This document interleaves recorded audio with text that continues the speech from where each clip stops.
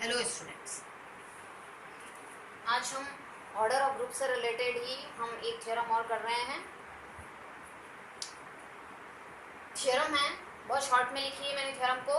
G is a group, A belongs to G, एक element है G में, and order of A जो है वो कितना है, n है। हम थोड़ा सा डायग्रामेटिक रिप्रेजेंटेशन देख लेते हैं इसका। A G का एक एलिमेंट है और हम कह रहे हैं इसका ऑर्डर क्या है, n है। एक डेफिनेटली तो उसमें आइडेंटिटी एलिमेंट भी होगा ग्रुप में। और हमारा ऑर्डर की डेफिनेशन क्या कहती है कि अगर an इक्वल्स टू e है तब हम कहेंगे कि ऑर्डर जो है एलिमेंट का वो कितना है, a है। तो ये जो स्टेप है ये डायरेक्टली किसको इम्प्लाई करती है, an इक्वल टू e। तो ये हमको गिवन है, G is a group, A belongs to G and order of A equals to n. So we have, ये आप लिख लें यहाँ पर चाहे तो, that imply यहाँ लिख लेते हैं हम order of A equals to n, then n equals to कितना है, e। ये आपको ऑलरेडी गिवन है। आपको क्या शो करना है, order of AP equals to order of A। तो आप order of AP भी कंसिडर कर लें। Let order of AP equals to m, ये हमने इसका ऑर्डर ले लिया। अब आप प्रीपोजिशन याद कीजिए, मैं फिर से यहाँ प्रीपोजिशन लिख रही हूँ।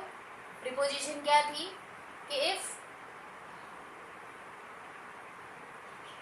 प्रीपोजिशन नहीं, हमने लास्ट एक थ्योरम पढ़ी थी। हमने कौन सी थ्योरम पढ़ी थी कि किसी भी ए की किसी भी इंटीग्रल पावर का जो ऑर्डर होता है वो हमेशा खुद एलिमेंट के ऑर्डर से क्या होता है, कम होता है। ये प्रीपोजिशन हमको ध्यान ले, ये जो प्रीवियस थ्योरम है ये हम यहाँ पर अभी यूज लेंगे। ओके, तो हमने यहाँ पर क्या कहा, let order of A P equals to कितना है, m है। Order of A P is equals to m। तो हमारी थ्योरम से, इस स्टेटमेंट से हम क्या लिख सकते हैं, ऑर्डर ऑफ एपी जो है वो less than of order of a है। और एपी का ऑर्डर कितना है, यहाँ से देखिए हमने कितना लिया है, m। और ऑर्डर ऑफ ए, वो ऑर्डर ऑफ ए हमारा कितना है, n।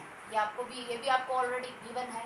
तो आपके पास एक रिलेशन मिला है कि n is less than equal to n। दैट मीन्स क्या हुआ कि AP का जो ऑर्डर है वो क्या है, किससे लेस है, A के ऑर्डर से क्या है, लेस है। दैट मीन्स ये जो हमने पार्ट लिखा है ये डायरेक्टली, ये जो इम्पोर्टेंट थ्योरम थी इसी से डायरेक्ट हमें मिल गया। नेक्स्ट, अब आप यूज लें इस टर्म को। एक्चुअली थ्योरम के स्टेटमेंट में जो जो चीज़ें हमें दी हुई होती है उसको यूज़ में लेते हुए ही हमें थ्योरम प्रूव करनी होती है। अब यहाँ हम क्या प्रूव, हम किसको यूज़ ले रहे हैं, को प्राइम का जो कंसेप्ट है उसको हम यूज़ ले रहे हैं। को प्राइम का कंसेप्ट बच्चों को अक्सर क्लियर नहीं होता है। को prime in general basic level पर हम को प्राइम नंबर किसको कहते हैं। सपोज यहाँ पर हमने लिखा है कि P एंड N, इसमें n और ऐड कर लें, P एंड N, ये जो है नंबर ये आपके क्या है, को प्राइम है ना। आर को प्राइम शॉर्ट में लिखा है हमने, P एंड N आर को प्राइम।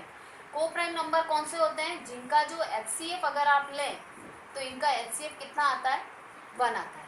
ये बेसिक डेफिनेशन है जो आपने 10th में भी पढ़ी है कि HCF of P, N is equals to कितना मिलता है आपको, 1 मिलता है। तो ऐसे को प्राइम नंबर्स की प्रॉपर्टी होती है कि उनके लिए देयर एग्जिस्ट दो इंटीजर्स लिए हमने x and y, such that किस तरह से होते हैं कि अगर इस इंटीजर को p से मल्टीप्लाई करें और इस y इंटीजर को अगर हम n से मल्टीप्लाई करें तो इसका रिजल्ट डेफिनेटली हमें कितना मिलता है, 1 मिलता है। ये कोप्राइम नंबर की प्रॉपर्टी होती है। तो अब हमें इसी प्रॉपर्टी से क्या करना है, आगे बढ़ना है। तो इस थ्योरम के साथ आपको ये कंसेप्ट पता होना चाहिए आगे बढ़ने के लिए। तो ये लास्ट जो है इसको मैं फिर से लिख रही हूँ, xy plus xp plus yn equals to 1। So अब आप इनको हम डेफिनेटली, अगर लेफ्ट साइड राइट साइड के इक्वल है तो अगर हम इसको किसी बेस पर रेज करें इस तरह से, हमने a पर रेज किया है इसको, तो ये क्या होंगे, इक्वल होंगे। ओके, यानी अगर हम इनको पावर में लगा देंगे और कैलकुलेट, बेस सेम है और पावर में लगा देंगे और कैलकुलेट करेंगे तब भी क्या होगा, इक्वल होगा। यहाँ आप xp and a by n इनको अलग कर लें। अब आपको जो जो चीज़ नज़र आ रही है वो आप करते जाएं, ए एन और वाई, क्योंकि हमें एन के बारे में, ए एन के बारे में इंफॉर्मेशन ऑलरेडी है। ओके, तो कैलकुलेशन इसी तरह से चलेगी आपकी यहाँ पर ये ए एक्स पी। अब ए एन आप देखें क्या है, a to the power n is equals to कितना है, ई। यहाँ ई करें और आइडेंटिटी पर कितनी भी पावर लगाएंगे फिर से ई मिलेगा, और ई के साथ ऑपरेट करते हैं किसी नंबर को तो फिर से वही नंबर मिलता है, इसीलिए वो आइडेंटिटी एलिमेंट कहलाता है। That is equals to a. तो यहाँ आपको मिल गया a x p equals to कितना मिल गया, a. Now consider m equals to m, आप कंसीडर करें। अब ये क्यों कंसीडर करना है ये मैं आपको अभी बताऊंगी। एम इक्वल्स टू हम क्या लिख सकते हैं, ए की जगह हम कितना लिख सकते हैं, यहाँ से इस जगह से यूज लेना है आपको कि हम ए, जहाँ ए लिखा होगा वहाँ हम क्या लिख सकते हैं, ए एक्स पी। यहाँ हमने ए की जगह ये लिखा और पावर में आप लगाते हैं M, that is equals to A power P power X और बाहर लगा दें एम। तो हमने सिर्फ जो बेसिक एक्सपोनेंशियल की जो रूल्स है वही यूज लिया है। हमने पी लिखा है, इस टर्म को हम अंदर वाली टर्म्स को ऐसा लिख सकते हैं।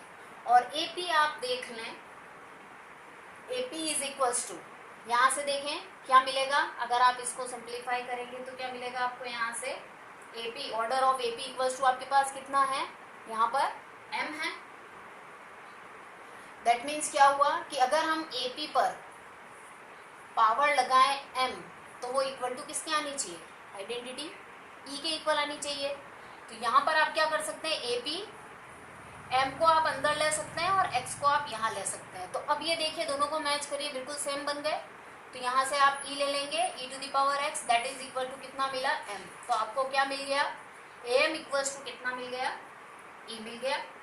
नाउ ये चीज क्या बता रही है आपको कि order of A is less than equals to कितना है, एम। क्या हम ये लिख सकते हैं, कहाँ से लिखा है हमने, ये हमारी प्रीपोजिशन है, बहुत ही इंपॉर्टेंट रिजल्ट था ये प्रीपोजिशन हमने लास्ट वीडियो में पढ़ी है। आप लास्ट वीडियोस देखेंगे तो उसमें आपको और अच्छे से क्लियर हो जाएगा। तो यहाँ से यहाँ पहुँचने के लिए हमने ये रिजल्ट यूज लिया है। वो प्रीपोजिशन क्या थी कि एम इक्वल टू अगर ई लिखा है दैट मीन्स एक एलिमेंट का जो ऑर्डर है वो या तो एम होगा और या फिर एम से क्या होगा, लेस होगा। और ऑर्डर ऑफ ए क्या है वो आप यहाँ से देख लें, वो कितना है, एन। तो N is less than M. Number 2 equation. Now from first and second, first and second से आपको क्या दिख रहा है, फर्स्ट तो कह रहा है M is less than N और सेकेंड क्या कह रहा है, N is less than M. तो इस एक तरह से ये बात क्या हो गई कि राम श्याम से छोटा है और श्याम राम से छोटा है। दैट मीन्स क्या हुआ, दोनों क्या हो गए, बराबर। ठीक है, तो ये आपकी थ्योरम प्रूव हो गई कि यहाँ पर आपको क्या मिल गया कि ऑर्डर ऑफ जो आपका एपी है that is equal to what, order of A.